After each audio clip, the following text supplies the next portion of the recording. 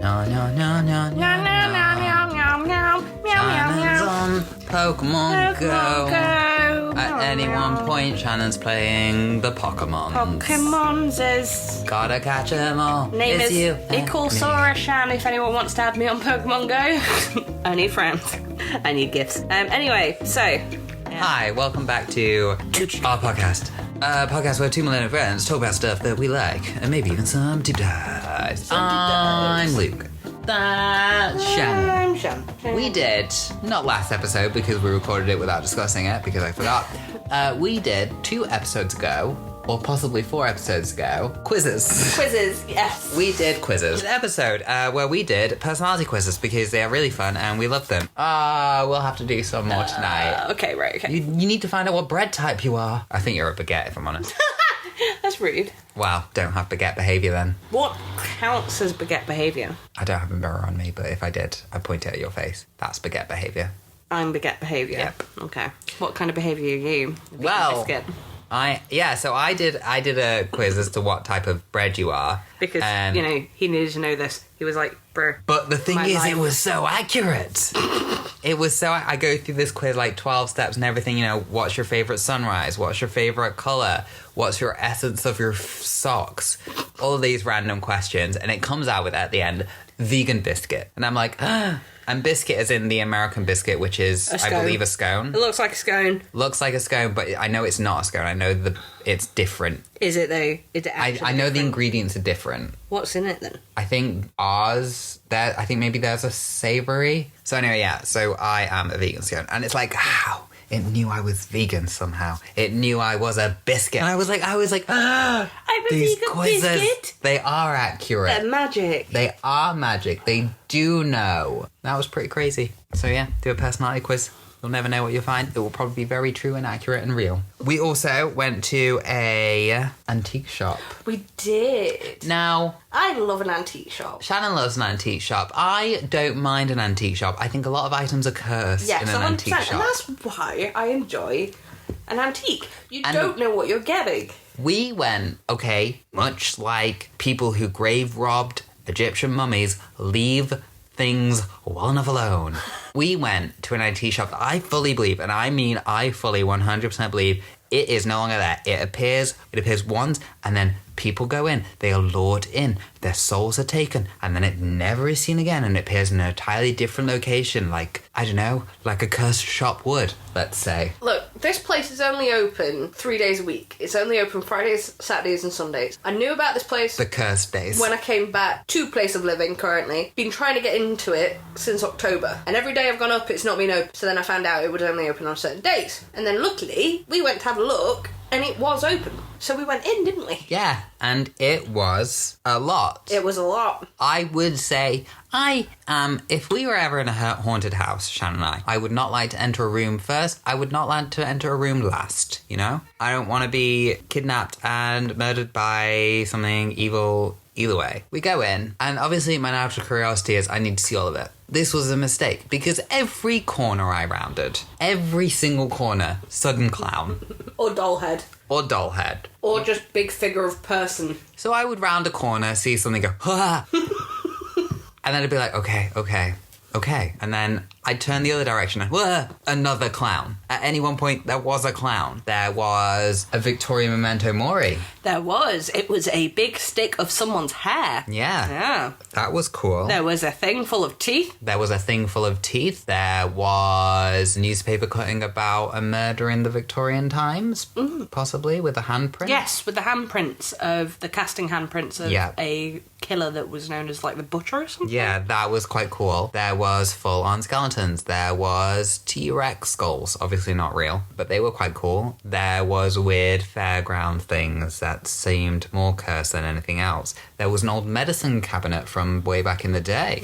There was. It had all the things in. Probably still some laudanum in there or something. Yeah, there was a weird amount of statues. There was. A lot of religious stuff that looked like it had literally been taken out of churches. Yeah, I suppose deconsecrated churches and stuff. Yeah, I guess. There was a lot of weird stuff. Many cursed weird statues. There were. A lot of statues. Yeah, at one point I generally refused to go around a place because I thought this dude was going to grab me. But it was cool. It was fun. it was very cool to the vibe of like the most... unhinged Yeah, the most... genuinely looked like it would be from a TV show kind of antique shop. Yeah. You know, like it's not just an antique shop that's got old stuff in it. It was definitely an antique shop that seemed like it was eclectic and cursed in every way. Yeah. And I don't know where you would put some of the stuff in your own home. I mean, I don't know, the medical cabinet would look great where my creepy cabinet is. Yeah, true, but like the full-on fairground lights. Probably in my kitchen. Well, okay then.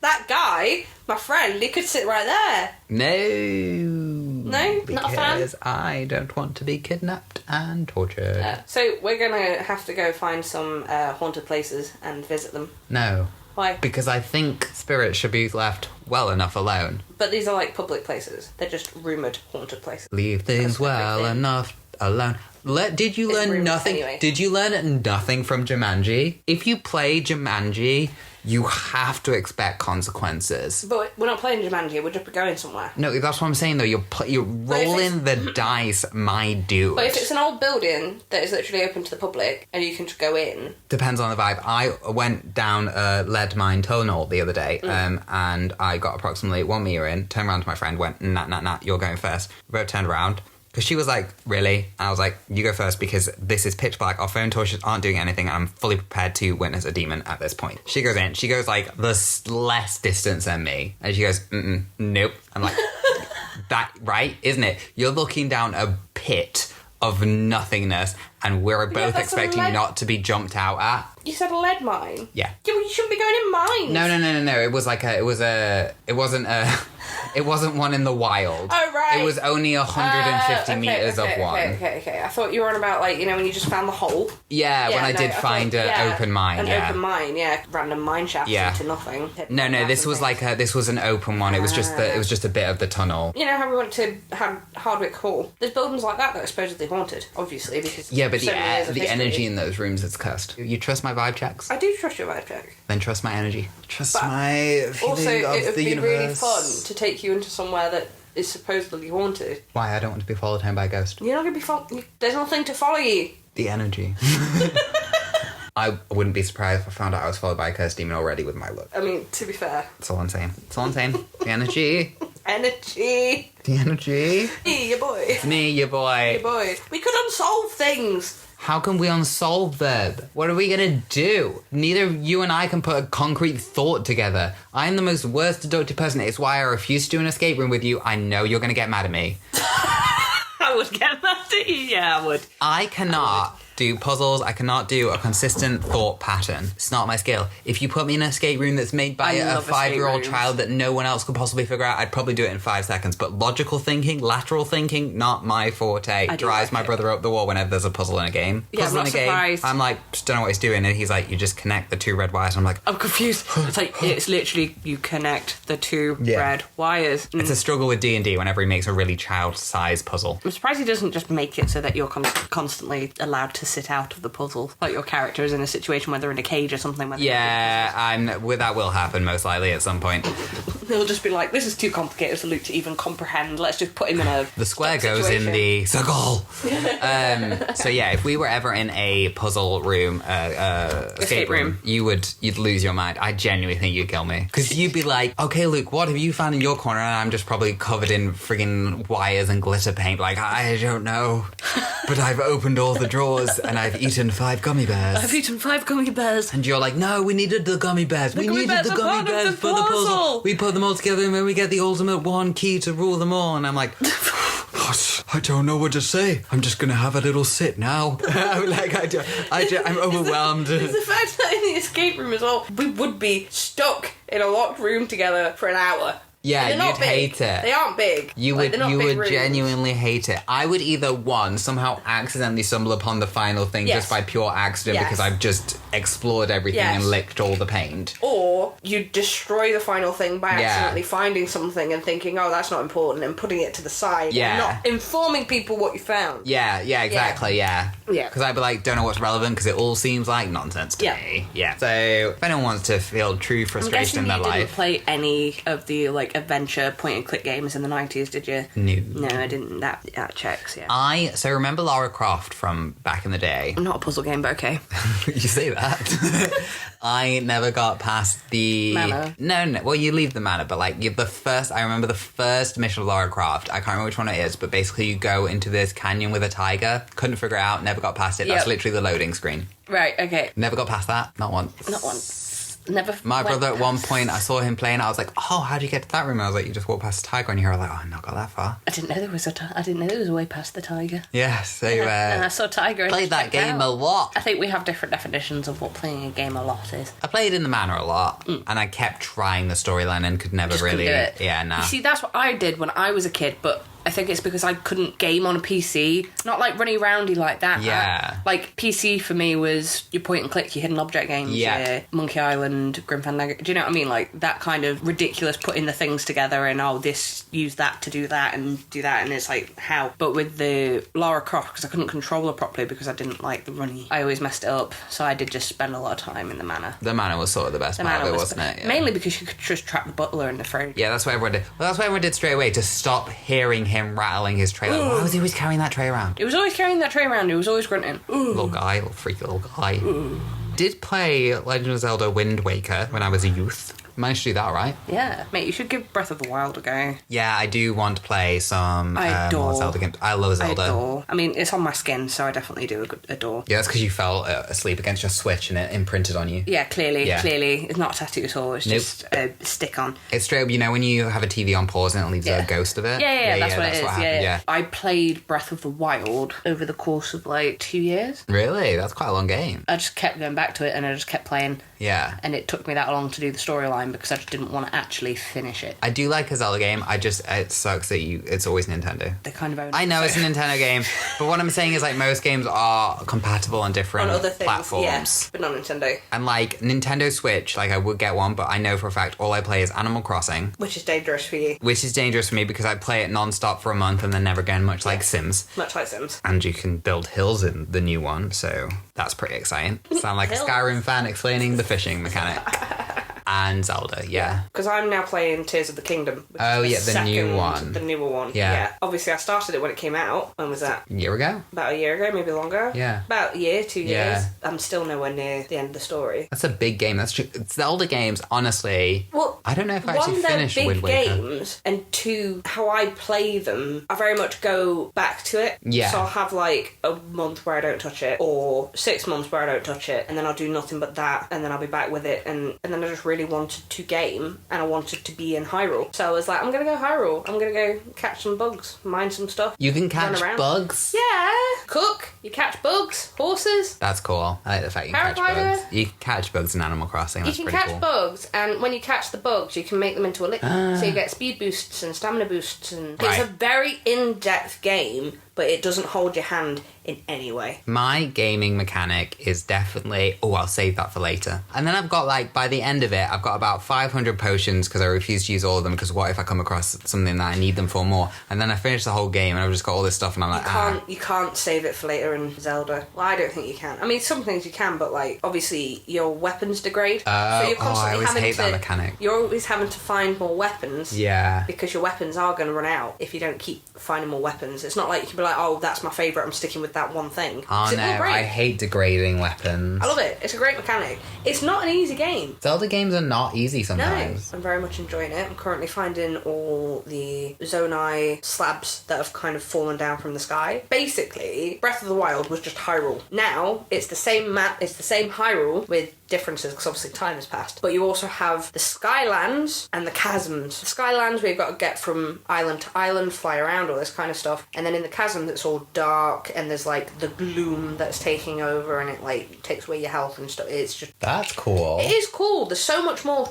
to it. Yeah. So it's essentially made the map tripled in size, which is insane because it's already a huge map. Yeah. I do like Zelda games. I do think if you put them down, you can be stumped forever. Yes. You know, if you forget what you're doing. Yes. The amount of times I put a Zelda game down and be like, I have no idea where I am. Yes, but... And then you can never really find out. No, because you're just stuck. I learned the hard way why I hadn't played it for so long. When I loaded it back up, I know the controls off by heart because I've played it so much. You know, sometimes I'll have a game where I'll play it, I'll leave it for a month, and then I'll go back to it and I'll have no idea what I'm doing. This is not the case. I know the controls by... It's in my muscle memory. Your muscle memory. My muscle memory. Power. But yeah, I loaded it up and I was like, where am I? Oh, I'm in a temple. Oh, I'll go up this elevator. Big boss fight that literally spanked me within 2 minutes. Dead. I was like, right, I'm leaving the temple then. I'm going to go back out onto the map. Let's leave that for later. Yeah, that'll do it. That's still waiting for me. I've still not done it. It's been like 3 weeks since I loaded it up. I've not done it. Does Link still do the thing when he goes into a boss fight battle when he like looks left, looks right, and looks up? Yeah, my favourite mechanic, that one. I'm like, oh, we're in a boss battle. There's like 4 jars outside, and then you walk through a door and he's like, oh no. Yeah, no, you still get the really satisfying noise when you're like opening it. It's like, no, no, no, no. Yeah. It's just great. Honestly, it's just absolutely great. I do love Zelda games. I love it. But talking of games, actually. Yeah. That I was going to talk about Viva Piñata. Viva Piñata, let's go. So, tell me. Viva Piñata, a game from the 2000s, I would say. Xbox 360, I'm not sure, maybe 2005, 2008, something like that. Viva Piñata is a great game. It's a really entertaining game. It's you collect piñatas, and that is 2006. 2006. My brother and I, we had this game when we were children on the Xbox 360. It was one of like the first games because when Jordan,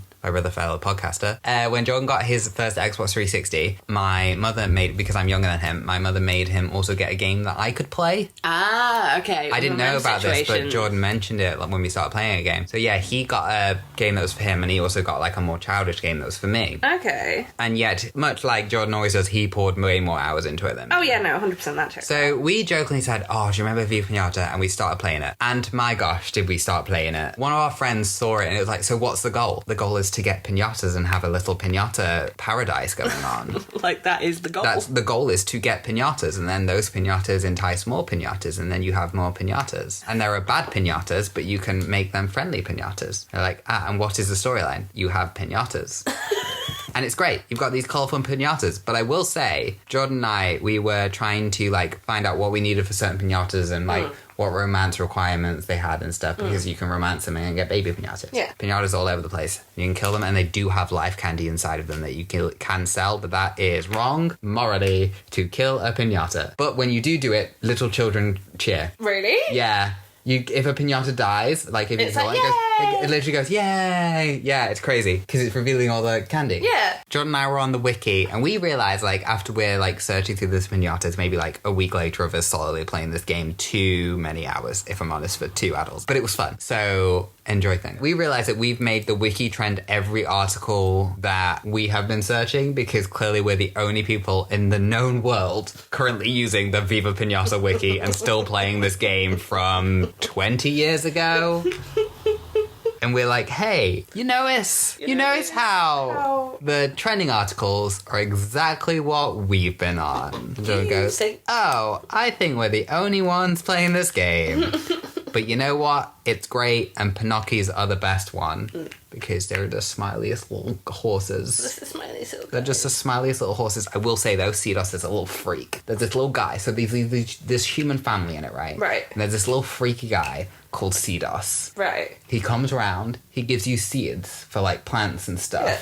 But he's a little creep. He's just creeping around. He's opening gates. He's just wandering onto your land, being a little creepy guy, being like, the plant seeds plant themselves. Yeah, he's just a creep. He's just a little creep. Don't trust him. Don't know what he's about. Looks a bit like Chucky from Rugrats. Oh, okay. Yeah. Well, I'll show you a picture of Cedos. Oh.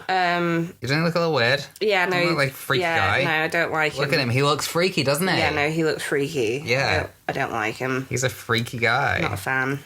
Seedos loves seeds. Does he? He doesn't just like them, he can't stand to be away from them. He wow. polishes and looks after them. He sings to them at night, and he collects lots of different types. He won't let just anyone have his seeds, so he might need some persuasion. How weird. Persuasion, by the way, is in quotes. How weird is that? That is weird. How are you supposed to persuade him? Right? I think in the later games you can water him with a watering can. To get his seed. Yeah. To get his seed. Where's he getting these seeds? Do we know? From his pockets.